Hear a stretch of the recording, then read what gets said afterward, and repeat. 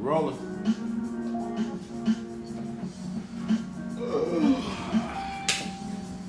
We are here. Hey people, how y'all doing today? We are live. We about to go live in 1 minute. Exactly 1 minute, and this is not CP time. This is actual time. How's everybody doing today? We're doing good. We've had some bad weather out here, ain't we? Miserable weather. It feel like the right in the middle of fall. So we waiting, we giving it time. We about to ran our sound checks. We about to blast off in T-minus 54 seconds. That is very, very, very specific. Yeah, really specific. Let's get some shout outs. Let's see who's online. We got, who is that, Childish Gambino? Well, whoever you are, we appreciate you. We really do. Alright. We already went through the mic check earlier. So, like we told you, we about to get y'all a banger tonight. Disclaimer, this is not for the faint of heart. No. This topic is going to be about something that we all go through, something that affects all of our lives. And not only I want y'all to get ready to sit back and strap up, but I want y'all to have an open mind, understand what we're doing here. This is a platform for all of us to learn, for all of us to grow, and for all of us if we have opposite opinion, or if we disagree, if we agree, at least we're going to learn from each other. So this is what we're doing today. All right? So I appreciate it to everybody. We're going to do a couple of shout outs before we get started. We're going to get started in less than 1 minute, people. So who we got on here? Phil's over here talking to us right now. Shout out to Phil Brown, Keisha Hudson, what's going on? Long time, fan. We appreciate you. You've been with us from the very beginning. We appreciate you. Y'all talking about something that I am very familiar with. Well, ready to get more familiar with it. All right, we almost ready to take off. Okay, so things time for a countdown. Count it down. We going in 10, 9, 8, 7, 6. Let you know we also streaming live on Instagram. 5. We over here. 4. We over here. 3, 2, and 1. What's going on, everybody? Welcome to another episode of the Brothers Podcast. Give a round of applause for yourselves. Because in a world full of haters, you can only be greater. I am your host, Steven City. You are to all of my fellow hosts. Donte Chase Bridges, a.k.a. Donte Chase Bridges. Never needed an a.k.a. And together we are the Brothers. And we back at it again for another week, another interesting hot topic. All the time. We got a scorcher for y'all today. We always do. This might get a little sensitive. Might get a little controversial. Not for the faint of heart. But we've been beating around this one for a little bit, but we gonna definitely talk about it. And that is just in a few minutes. But first, we got some town hall business. Mr. Bridges, what you got for the town hall business? I got a good one, man, because this is somebody that's been helping me out. She's a web designer. She's also a brand consultant. So if you are trying to open up a business, if you are a budding entrepreneur, and you're trying to take your business to the next level, Kim Brio, Kimbrio. Kim Brio, that's somebody I need to invest in. She does a lot of good work. Matter of fact, she designed my fan page for me. And, well, oh man, it's the bomb. It had a lot of positive attributes, a lot of people liking it. So shout out to Kim Brio. Got somebody, bro? Kim's been doing some good work on that page, man. She's following us on the Brothers page.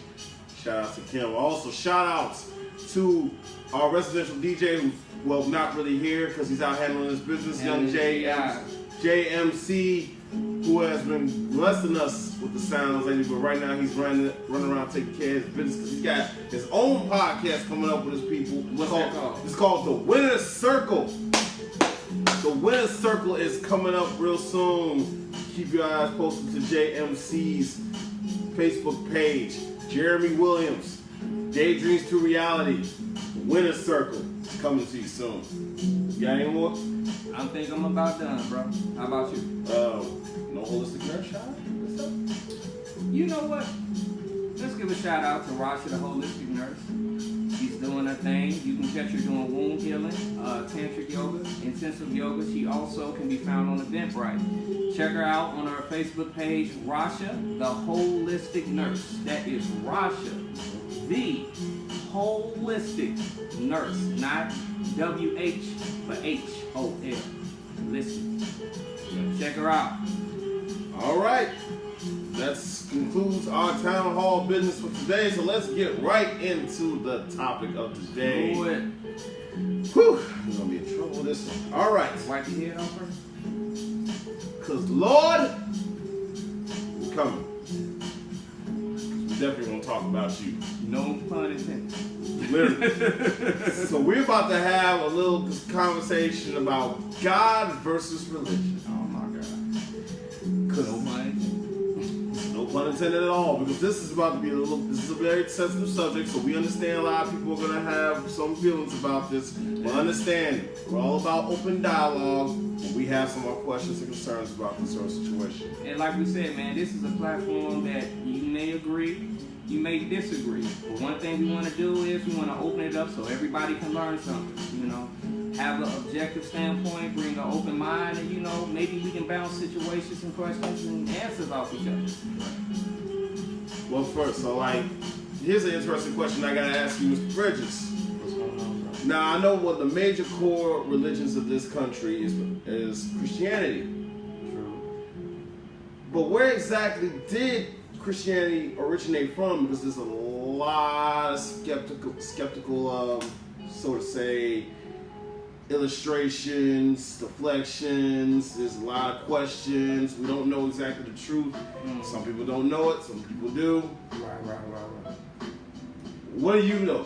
What do you Well, tell us? Before you even get into where it came from, you got to understand what Christianity means.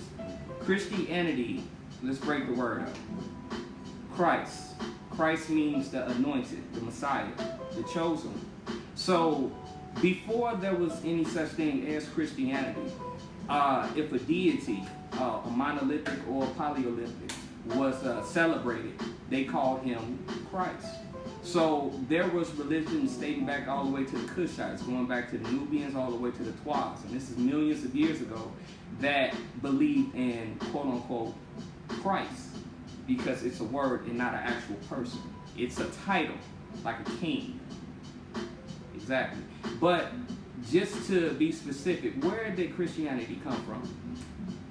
What we know Christianity as first derived from Ethiopia. It was what you call the Orthodox Christianity. And this was not what we know it today as being. This did not have a Jesus center. This more stemmed towards understanding that there's one God, and that God did not have a Father, Son, and a Holy Spirit, but it was just one deity. And through that deity, you praise everything from Mother Nature to Father Time. So, fast forward a little bit, going all the way back to the 300 ADs. You had a situation that was called the Council of Nicaea. And in the Council of Nicaea, this was when Constantine had got all of the priests, and you got to understand at this time, practicing quote-unquote Christianity was frowned upon, because Christianity was used as a control weapon. It was a control mechanism instead of actually a religion that you were supposed to gain higher consciousness from. So a lot of the bishops were hiding. They were hiding because at that time they were getting persecuted and they were getting their heads cut off. So he gathered everybody in Rome, and the Council of Nicaea started. This was in the 300s AD. So during this long 2-day meeting, they came together to understand exactly how we're going to control the masses. And the one thing that they came up with is, we're going to have a deity that people can put their faith, hope, and also have strict rules and regulations. one thing about this is they didn't understand what their rules and regulations were as far as religion because they had none. So what they did was they picked and pulled out of different ancient religions, such as Egyptian religion, such as the Nubian religion, such as the Sumerian religion. And they pieced it and pieced it and pieced it together. And instead of having it the monolithic, only one God, like the Orthodox Ethiopians had it, they made it into a polytheistic, meaning that it was a Father and a Son and a Holy Spirit.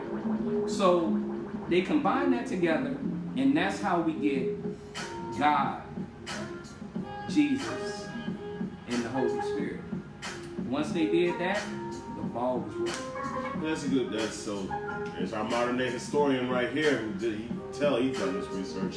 So, but here's the thing about this with Christianity, is that is the natural or historical breakdown. Now, exactly how does this pertain to modern day black people? Because the thing is that it can't just come out of nowhere. No. It couldn't have just come out of nowhere. And currently, modern day, you see it on your corner churches, your chapels, all over the city. Right. Modern Christianity to the African American community nowadays didn't just start from Ethiopians and so on and so forth. Now it came into modern day America today. Like, where did that originate from? So, what you got to understand is, where that originated from was the exact reason why they wanted, quote unquote, Christianity and even Islam, because Islam is one of the youngest religions. Even though most people might look at the Muslim faith and think that it's like, wow, it's been around for a long time. Actually, Islam is the youngest of the religions there are. So it started in 600 AD. So, but just going back, the main reason why they used religion back then was to weaponize and control. The etymology version of what religion means is to bind. Fast forward all the way back right now. So one of the ways that you can control people is not to control them with shackles. They already tried that during slavery. But once you can control the people by their mind, that is the way where you can have them to do your bidding without actually forcing them to do it physically. So the reason why church, and you look on every corner, it's more churches on every corner than it is liquor stores. The reason why is because you have an agenda that is telling black people that we need you to act in a certain way and have a certain spiritual as well as mental mentality in order to, I wouldn't say stay implicit, but I would say stay within yourself. Practice forgiveness, because there's going to be certain things that the government or the powers to be is going to do for you that you are going to have peaceful protests while we manslaughter and kill your children in the street. So it was created as a weapon. It turned into a control system. And you can see that on every block you go to. There's a church on every block in the world. It's interesting because basically, in weaponizing, what we mean is that you literally took your faith in a higher power and used it as a form of control. Right.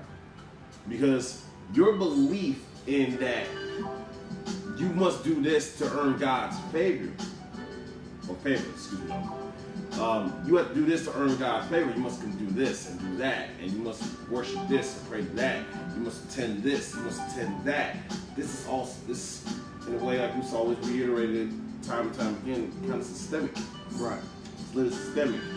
So, as I've said before, we practice this type of religion to earn favor with God, Right. and to shun the devil. Right. But who or what exactly is the God? Who is God, or who is the devil? Now, you know Who what? exactly are these? That's an interesting point, and I'm glad you brought that up, because now we're about to get into it. Mm-hmm. You know, that was more of an introduction, just warming you up to, you know, what's actually going on. But let's get into it. So, what I want you to do is, I love that question, but I want you to ask it one more time for the public out there. Just one more time, hit them over the head with that question. The question is, who or what is God, and who or what exactly is the devil? Right. So, what do you all think God is? That's a question that most people ask all the time.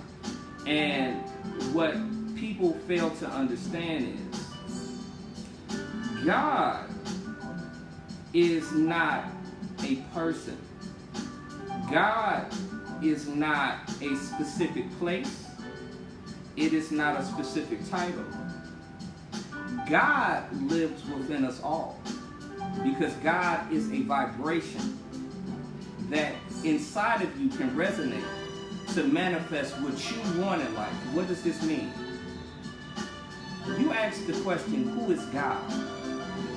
God is actually the person that's looking on Facebook, the person that's looking on Instagram, the person that's looking on my pages. You are God. God is not one deity.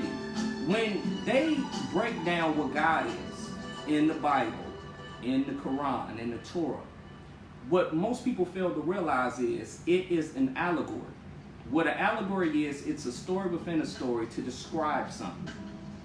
A lot of the times, actually not even most of the times, almost 99% of the times, going back into ancient antiquity, the way that they describe Mother Nature, the nature that was going on around them, they classified it into deities that they could talk about in a way where they could break down, condense, and feed to the masses.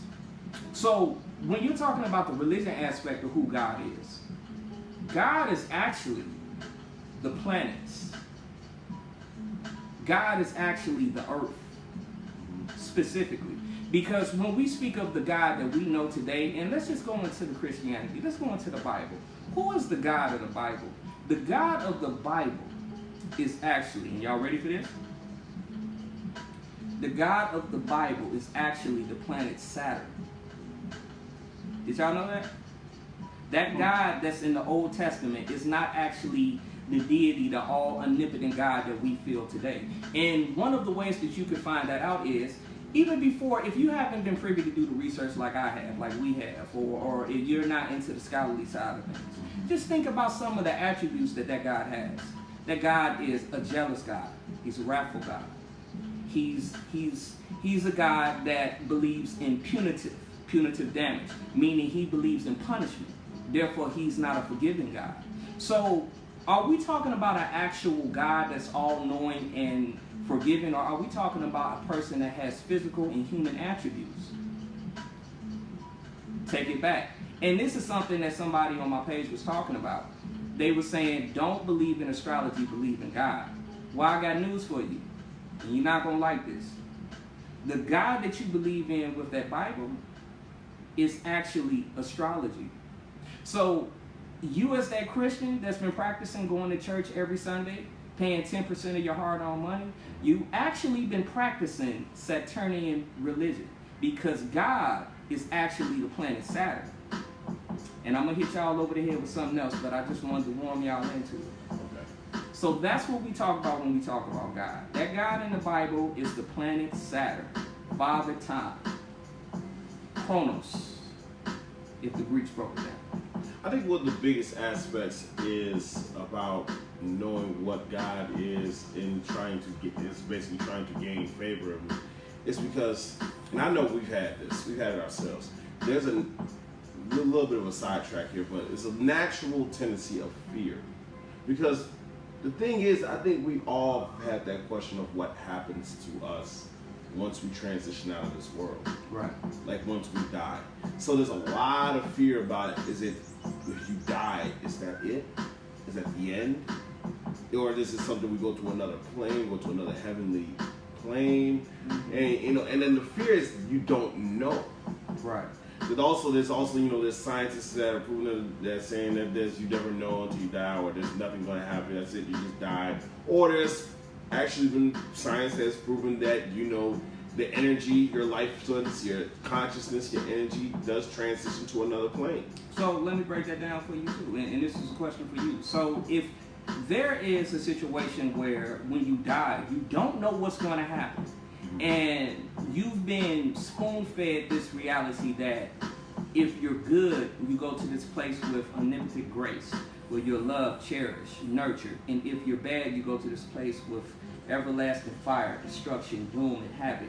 And you personally only know what religion is from secondhand. And when I mean secondhand, I'm talking about nobody really knows where the Bible originated from. Nobody truly knows, and I'm not saying nobody, but I'm saying, the common person that's walking around in the street. You don't necessarily know where the Bible originated from. You don't know where those scriptures came from. I mean, you might say, okay, well, the Bible came from the Dead Sea Scrolls. But where did the Dead Sea Scrolls come from? Do you know exactly what the reason for the Bible was? And so, without knowing these questions, you have started to function inside of a religion that's secondhand, that people that actually know the spirituality of this stuff, because it's true spirituality, it's not religion. Religion is the first degree. It's 3 degrees. You got religion, spectacle, and intuition. You're on the first degree. Basically, you're on the training wheel side of religion. So these people have weaponized it because they understand what it's for, but they gave you the playtime kitty version and said that if you don't do right, you're going to go to hell, which would allow them to slip in their biddings, their agendas, in order for you to do what they want you to do. So would you say like constantly going to church or reading your Bible or paying your tithes and offerings is a way of kind of being like first degree religious practicing? When you go to church and pay, first of all, tithing, what are we doing when we pay 10% to a God that has everything? Have you ever thought about that? I understand that you are going on the rim of sacrificing, but when you truly have to sacrifice to a deity that doesn't understand that you already love him already, at some point I feel like critical thinking has to come into play. Because you're giving basically the money that you've earned, but wasn't he the deity that created everything? Doesn't he understand your heart? But, so why would we even do that in the first place? Basically, why would we give money to somebody who really doesn't need it? But not only that, because I don't want to go on a subjective standpoint, because the thing about that is, there is spirituality inside of the church, because you have a group of people or a congregation that's coming together that's transferring alike energies around that, because like we all know, God is energy. So when you having these group of people coming around and they're transferring energies back and forth, back and forth, back and forth, positive vibration, positive vibration, positive vibration, you do create the spirit of God. God is the energy of manifestation. So God is there, but at the same time, you don't have to go to church in order to get that God. You can sit in your living room. You can congregate with one person. Like we right here, we're talking. We're on Facebook, we're talking. This is church. This is a congregation. This is what God is. Mm-hmm. Because God is the manifestation of positive thoughts. It's energy being exchanged back and forth. It all goes back to nature. It's the law of thermodynamics. Because that's why it's kind of people nice, because of what he just said, you also see a growing deflection of people actually leaving organized churches and deciding that they're just going to practice their religion on their own free time. Right. So it's a very interesting thing that you brought that up. But it's also interesting. So I guess we kind of broke down exactly what God is. Yeah. God is energy. God is spirit. Spirit is energy. Then, for pun intended, what the hell is the devil? So, well, I mean, what is he? Is he everything that is bad? Is it an incarnation of bad nature in this world? Well, see, I got news for a lot of people out there. The devil actually derives from the Latin word meaning diablo. Mm-hmm. Diablo simply means the slanderer, a person that lies on a certain situation. The devil is not actually a person, but an act. So when we talk about we're going to meet the devil, or we got the devil in us, we're actually talking about a personality trait that's found inside of us. So anyone can be the devil, because like I just said, the denotative, and what denotative means is the true meaning of a word. The connotative is what we use. We say this is the devil, and we think about God is up here, then the devil is below. Mm-hmm. That's not true. There's a lot of spooky mysticism that occurs in religion, and that's one of the reasons why it's so highly weaponized, because it allows you to move in blind faith. And blind faith means that I don't necessarily have to prove any truth. or any facts to you in order to make you do my agenda.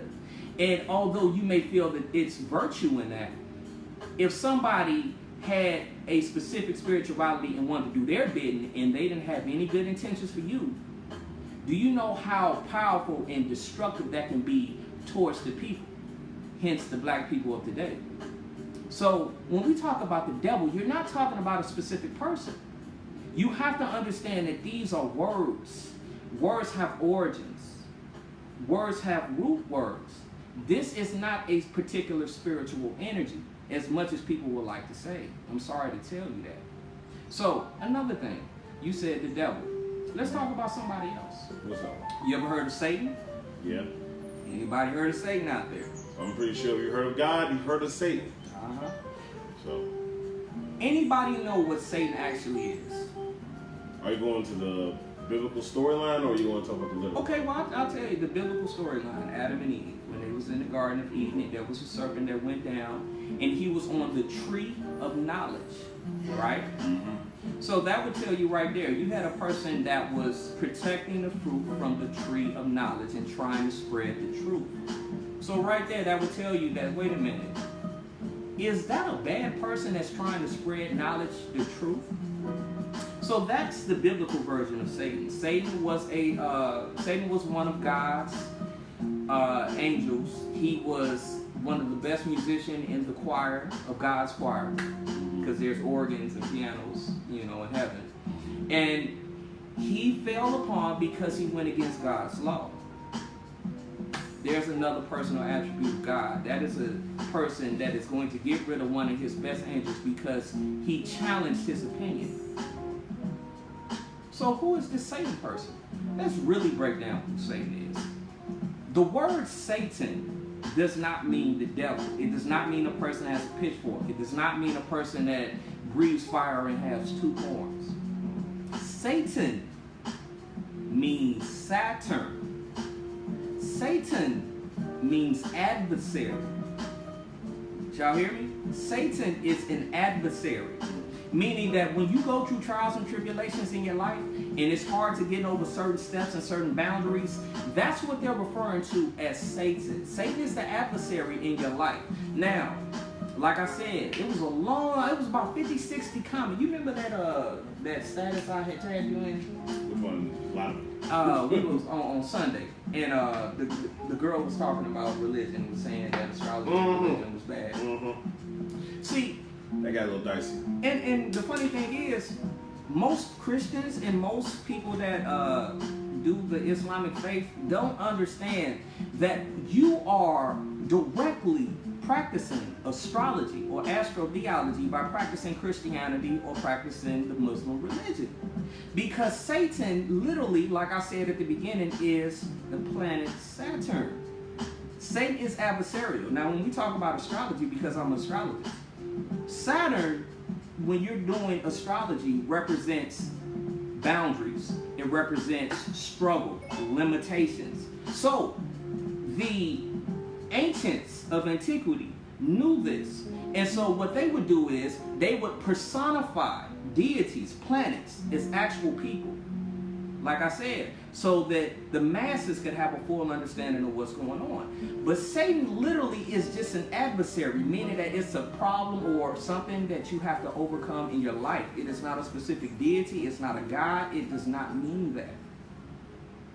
But for hundreds and hundreds, and if not thousands of years, you have been programmed through social media, propaganda, Bishop T.D. Jakes, a lot of other places that telling you that if God doesn't like what you're doing, he's going to send you to Satan. He's going to send you to the devil. And you have to understand that basically is mind control. You feel that it's coming from a place of, I want you to do better. I want you to do right in life. No, it's coming from a place of weaponized control. Because Dwight Eisenhower already bought all the preachers of the United States when he was president. That's why preachers don't pay for their churches, because they had to sign a doctrine saying that you're going to teach specifically what the government wants you to teach in order for you to get the 501c3, which means it's a non-profit. So right there, that tells you that the actual spirituality that could be found inside a church was compromised a long time ago, 50, 60, 70 years ago. So you got to watch out for this. And that's why you got to understand the knowledge before you get into any organized religion. Because to practice and understand and believe in God is one thing, but to be a blind believer in a man-made religion that basically was used as a tool to enslave your ancestors and other ancestors around the planet is something that you really need to think about. So let me go ahead and play a little dig into this a little bit. So when you speak of Satan, you once mentioned that Satan is essentially a case of bad judgment, as you're saying? Satan is considered astrology because let's just stop. Well, as far as human interaction, Satan is adversary, adversity. When you go through adversity in your life, let's say it's a man cheats on his wife, or somebody hurts somebody, and they say, I got the devil in them, or I got Satan in them. Technically, you're right, because you have an adversarial obstacle that you're trying to get past.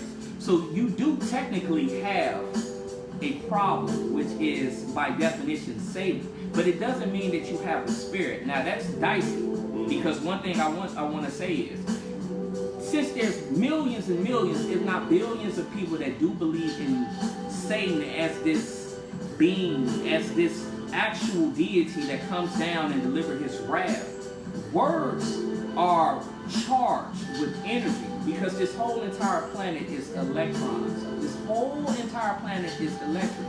So when you charge a specific word for a long period of time, and this has been thousands of years, it takes on a whole nother mind of its own. So now when we say Satan, because there's so much emphasis on that word, now we do experience the negative energy, because God is energy, we're energy, and we can charge words to have a specific energy. That's why you got to be careful what you say and who you say it to, because words have energy. Now it's taken on a whole nother plane. And it's not because this was a deity that did it. It's because you as people and the powers to be weaponize these words in order to use against you to keep you in a place where they want. So now we understand that basic concept of Christianity. Now we know we're not the only people in this world that practice this type of, or in this culture, now modern day culture, that practice this type of religion. Right. We're also aware that this is not the only religion that is being practiced in this world. Because the one interesting argument that has been made is that you pray, let's say if you're a Christian, you pray to a God, you pray to your God. If you're a Buddhist, you pray to your God.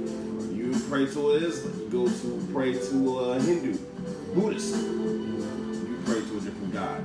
There's so many different gods out there. And well, I guess the joke was 23 or 24 different gods, only one heaven.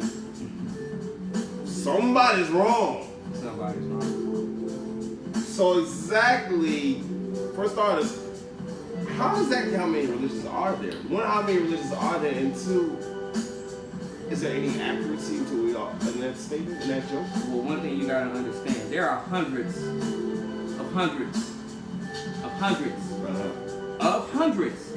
of religions in the world, and that should be an indicator that you have only been privy to maybe 2, 3, 4, 5 of them.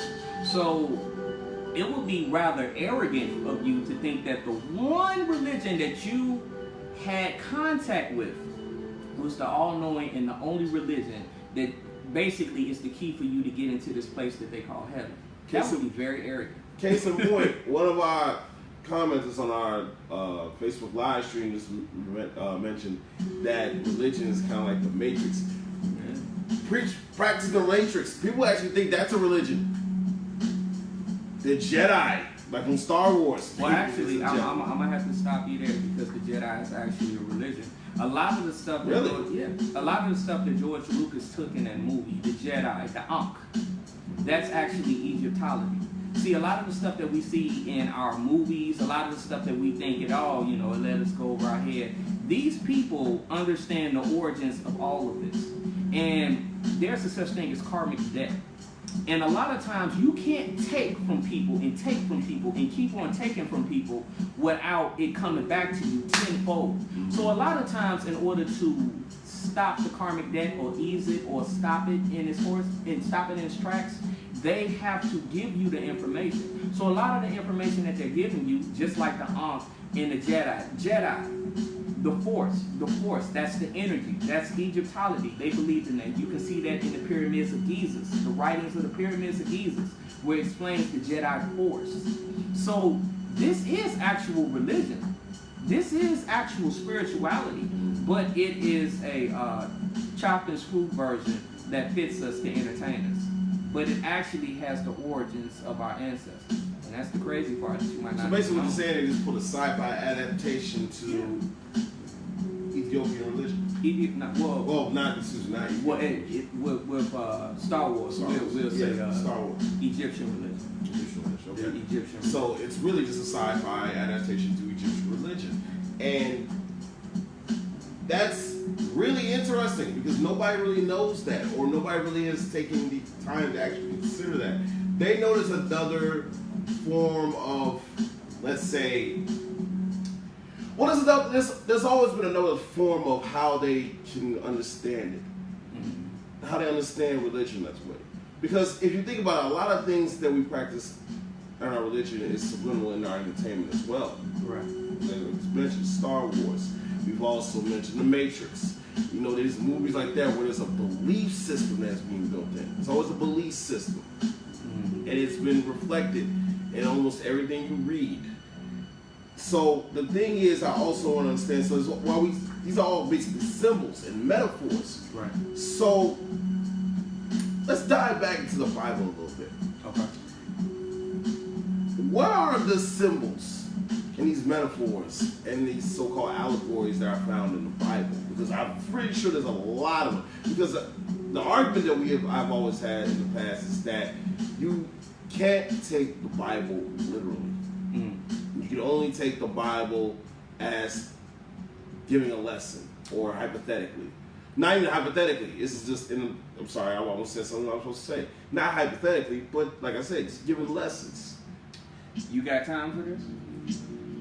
What we got? We got 17 hours? Let's see, we got time.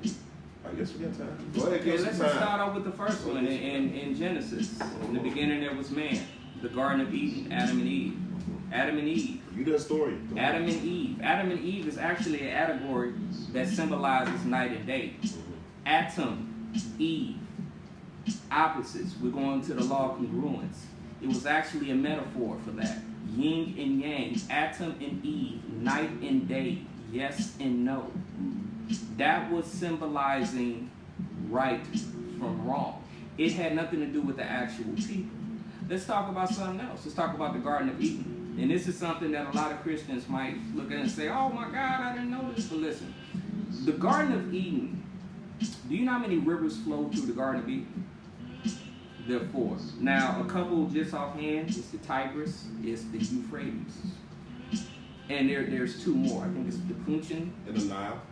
No, Not the Nile. Not the Nile. It's another one. It flows through. It flows through and it stops at a bank. So, into the Garden of Eden. That is an allegory. Because the Garden of Eden is actually astrology. Those 4 rivers is not actually symbolizing rivers. Those 4 rivers is actually symbolizing water, air, fire, and earth. And those are the 4 elements of the zodiac. Like the Warriors of Virtue. Remember that movie? So once again, symbolism. It's all symbolism. Even talking about, let's talk about something that, if I got a couple of travelers on here, we understand. If there's, I know if we got one traveler on here, let's talk about something about King Solomon. We gonna take this King Solomon, soul of man. The book of King Solomon was only talking about the soul of man. It was talking about how to build the temple from within. It was an allegory talking about how to build the king inside of you. That wasn't a specific person. And going through the entire Bible, you have the zodiac inside of it. You have astrology inside of it. The person that brings the bear on the Orion, that's astrology, talking about the Orion's belt. Even when you talk about the 12 disciples stimulate, that's the zodiac. You're talking about the 12 zodiac. Going all the way from Aquarius, which was the water bringer, going all the way back to Judas, which symbolizes Scorpio, because he stung Jesus in order to send them to the parallels of his own destruction. Going all the way back to Jesus, which symbolizes the sun instead of an actual person. So, to ask me, is there a metaphor in the Bible, is the correct. It's kind of incorrect. Right. To ask me, where isn't a metaphor inside of the Bible, is actually the correct term. Because the Bible is actually a book of metaphors and allegories to symbolize what they were trying to explain about the planets and what they were trying to explain about nature. 12 tribes of Judah is not actually people. That is a metaphor for the zodiac, astrology. Mesoros. A lot of times when you go inside of the Bible, you're going to see the words where you're reading it and you're making English, then you'll hit a word that is not transcribed. It's in ancient Hebrew. It's in Arabic. Mesoros. When they talk about the one that brings the Mesoros. A lot of people might say that's light, but when you take it back all the way to the Arabic understanding, the denotation of that word, he who brings the zodiac, the Mesoros. So that's the person that changes the seasons. Because that's what astrology and the zodiac is about. It's about seasons. Let's hit two more and then we're going to have to get going here and move on. What about Moses? So what did Moses do? What did Moses do? When he saw the people down there, he went to talk to God. Yes. And what he got 2 tablets. What them tablets I want? 10 Commandments. Those are the 10 Commandments. Right. So you want me to break down what the 10 Commandments are? Well, you can break it down. Okay, let's see what the 10 Commandments are. Pardon us, since it's a lot of times since we haven't practiced the Bible. So, okay. If I remember the Roman Catholic version, the first one was, I am the Lord thy God, thou shalt not have no other gods before me. Right. Keep holy the Sabbath, which is to be the 7th day. Thou shalt not worship. Excuse me. You said what happened? Part of the Red Sea. Part of the Red Sea. Yeah, she knows. Thou shalt not have no false idols before me. It's 3. Right. Give me one more. We gonna. Well, a thing we have a real problem with this culture. Thou shalt not kill. Thou shalt not kill. That's so. So we talk about all those 10 commandments. One thing we got to understand: the 10 commandments are not actually derived from the Bible. 10 commandments are actually ancient Egyptian principles.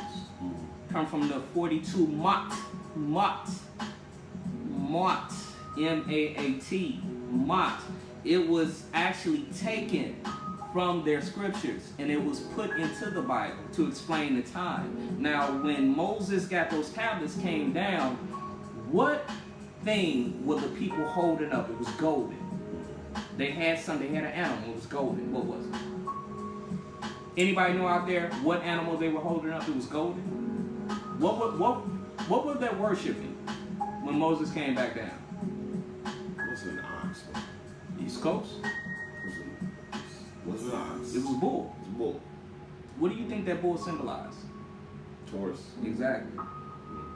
So what it was saying was Moses, which was acting as the sun that was traveling through the world, was traveling through the planets, was bringing out the year of Aries and taking down the year of Taurus. Because if you know anything about astrology, Aries is first, then Taurus comes.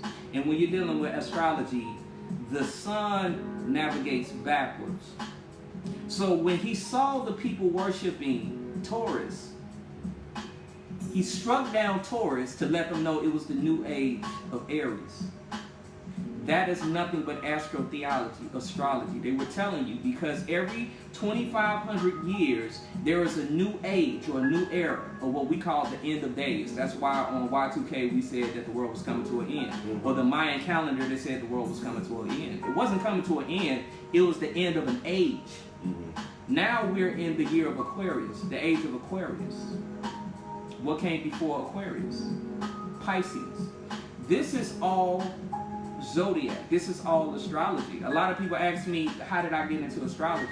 Because I've been observing my entire life about what's been going on around me. And I was privy to information that most people can't get because of my family and the people that I have around me and my undying want for truth. So what you have to understand, this is all about astrology. The boar's head, not the boar's head, the ram's horn. All of it.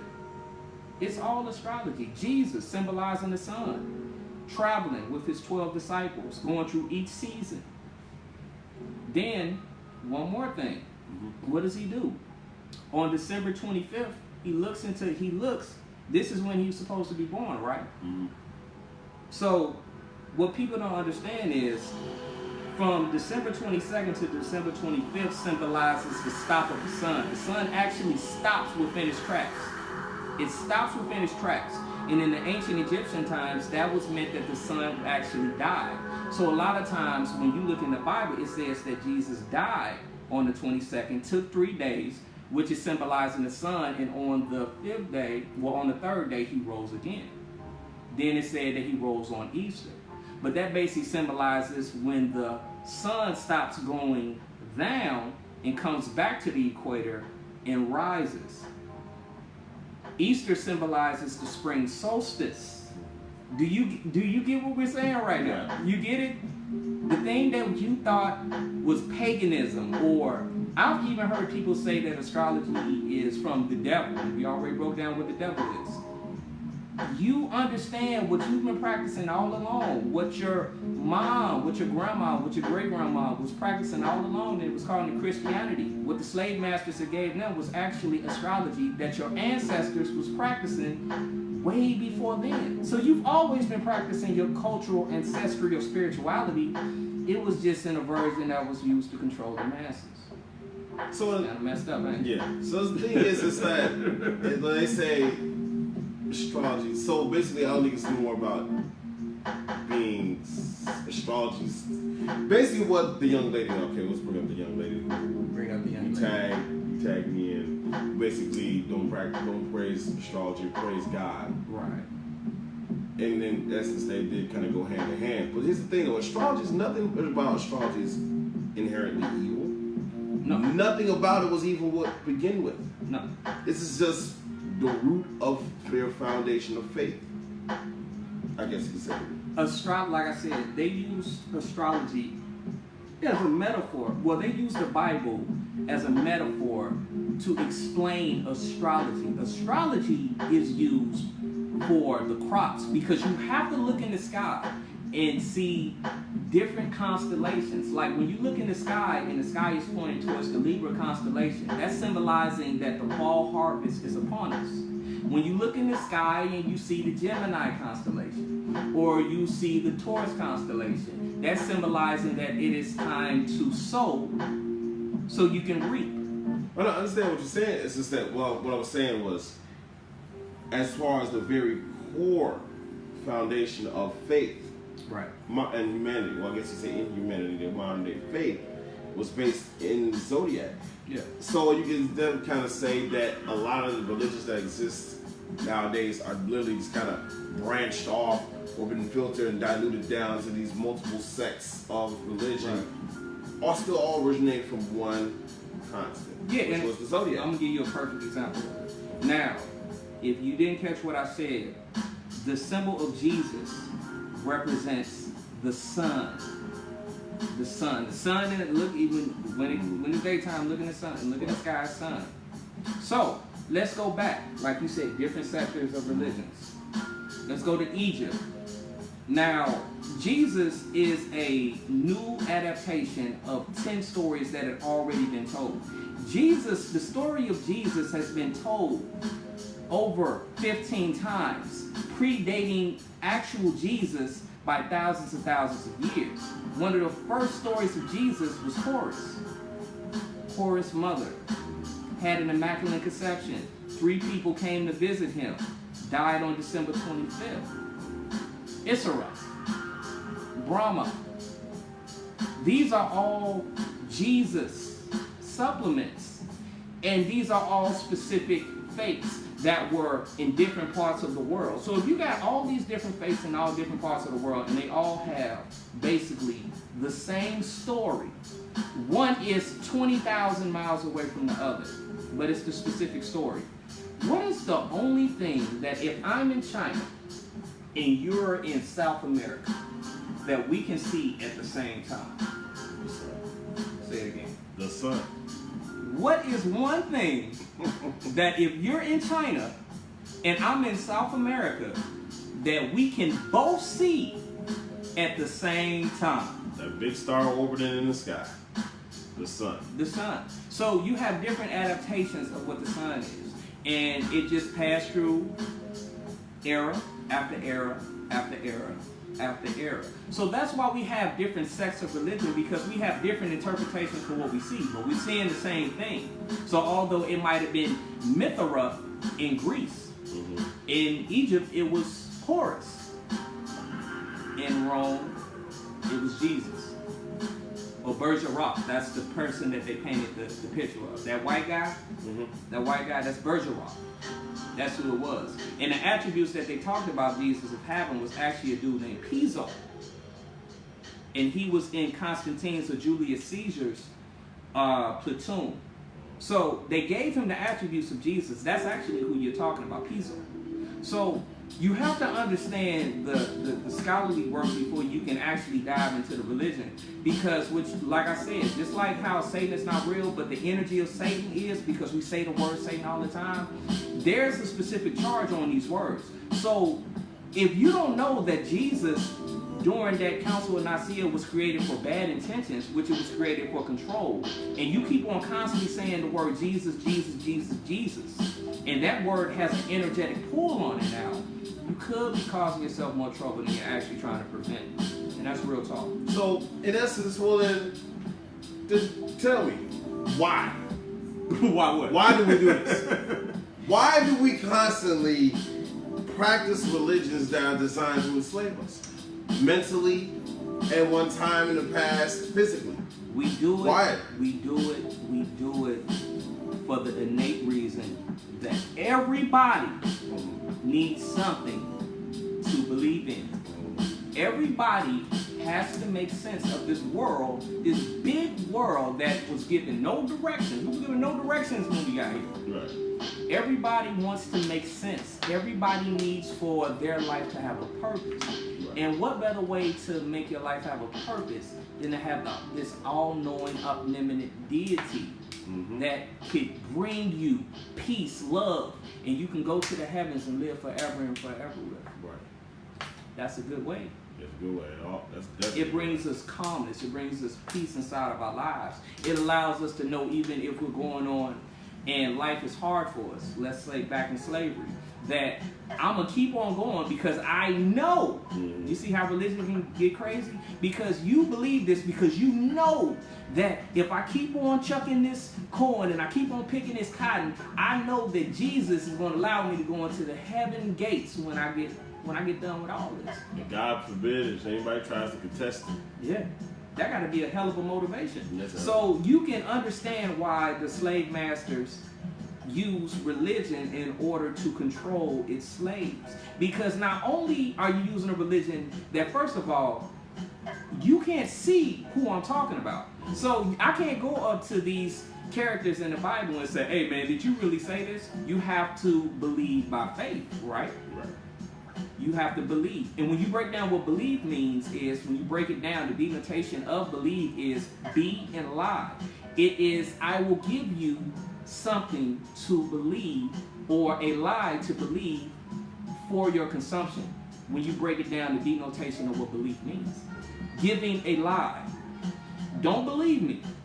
Look it up. look these things up. And that's what this is about. This is about challenging you to challenge yourself. Go look up anything. Don't believe anything I say. Don't take me for anything. I'm just a man. Go find out for yourself. Trust me, at time I don't believe it. Shit he be saying, but I've known him for long enough. But I've known him long enough, so I'm sometimes privy to do that. It's in my nature. Sometimes it's in my nature. It's in my zodiac nature. Don't believe any human being. Don't believe any human being. Don't believe it. Do find your out for own yourself. research. Please do your own research. Another metaphor before we go back. And this is going to blow some heads off. You know Noah's Ark. Noah's Ark is a metaphor. And actually Noah's Ark is a poor man's version of the story of the Egyptian pharaoh of the 6th dynasty, Zosar. He wanted to build a boat to travel the constellations in order to reunite with his father. So what do you think that means? That is the original version of a person that's living on earth that wants to go to heaven. And that story predates Christianity, what we know Christianity by thousands and thousands of years. It's all there. In essence, there is an origin for every religion. He just broke down what that religion is. It's basically you're practicing zodiac. And it's nothing sinister or malevolent about it. Zodiac is energy. Yeah, zodiac is energy. That's what we live. This is how we live. This is how we exist. Great Generations after generations. Ancestors practice. After generations. This is how we have lived. It's actually your inherent birthright, because if you're in America, you 9 times out of 10 are a part of these indigenous tribes, because they say more than 80 to 90% of the black people that are on this continent right now did not come from Africa. We were already here. So these were the indigenous practices of your ancestors, not from Africa, but from this continent right here.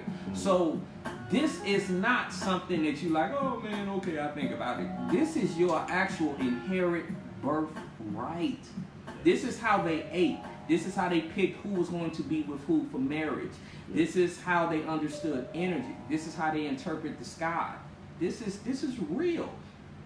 This is more than a man in the sky with pearly gates, which is a man-made interpretation that's telling you if you can come in, if you can't go in. But there's some truth to that. But that story predates the Bible. What is the thing also about that is that that's also the word of another man, which that's what that reference just makes. So William Shakespeare, actually. Yes. Because William Shakespeare is the one that wrote the Bible. Yeah. So why exactly would you take the word of another man you don't know without doing the research yourself? Tradition. Because your mother told you I did this, and her mother told you she did this, and her mother told her that she did this. So a lot of times we take on secondhand information and we're not understanding what it is simply because this is how it's always been. And it sounds kind of simple, but a lot of times think about the things that you do in your life. A lot of those things you do is not because you wanted to do them, it's because, hell, this is the way I was brought up. Well, here's the thing. Now, perfect example. I'm a bit of the pop culture symbolist, so he's the historical. I try to bring the modern day predate. Interesting line from Eddie Murphy from Coming to America. Remember that little sparring match they had in the seminar against Semi? Right. And he said, Semi asked him, well, okay, I'm sorry. Eddie's character, I'm sorry. Okay, that's what we're going to I'm sorry, Eddie's character eluded me for a second. Eddie's character eluded me. Prince Hakeem, that's his name. That's one of my all-time favorite movies. I don't understand why I can't remember his name. Prince Hakeem asked Semi after the sparring match, so you would give your life and your entire kingdom to a beautiful fool to worship and obey you.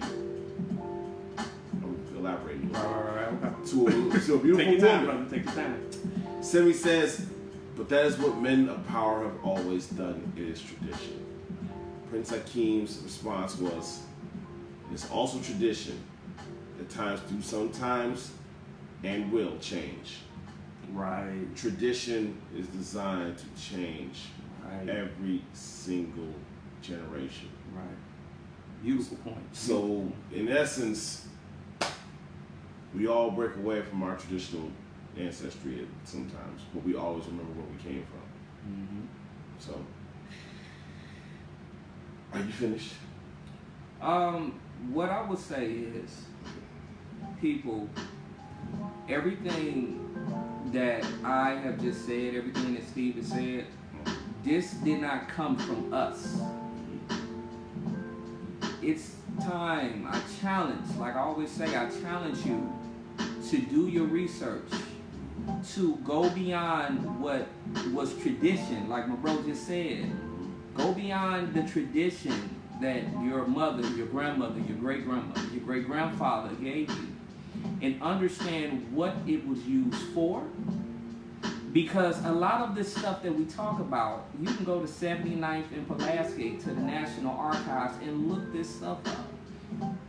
Some of this stuff is private information, but it only takes an inquisitive mind and a truth seeker in order to get this. Understand what's going on. Understand when things are for your benefit and when there's an agenda.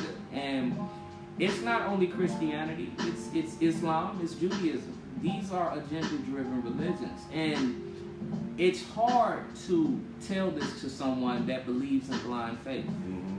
Because the essence of their religion means that I don't have to give you any type of factual knowledge and truth in order for you to believe in what I believe in. I just have to tell you, hey, it's right. So it's hard to have that type of conversation. But if you have any type of spark in your mind that's telling you, let me understand, let me use a little critical thinking, let me see if this is true, if it's not true. Well, even if I believe in it, let me just go and check if it's real, if it has any type of historical backing to it. The question that you need to ask yourself with anything you do, whether it be religion, whether it be any topic in life, and it'll get you through life. Why? That's it. Why? Challenge. That's the best way you can challenge yourself in life. When somebody gives you something, some information or whatever, and you don't get it, why? Just ask why. Why is it like that? Why is it like this? And you'll learn something. Well, that will do it for another episode of the Brothers Podcast. Please, we ought to give a shout out to everybody that's tuning in on Facebook Live. Philip, Keisha, Reggie West just turned in. Man, you missed the other episode. Brandon Brown. Man, David Banner. On Instagram, Decoy. We had Akila and Shakina Cookie. That's a lot in that name. You got 7 words in your name. I know. Appreciate all. We appreciate all that you're doing right now. We will see you guys next week for another beautiful episode of the Brothers Podcast. For Donte Chase Bridges, aka Donte Chase Bridges, and Steven City P. Watson, we are out of here. Peace.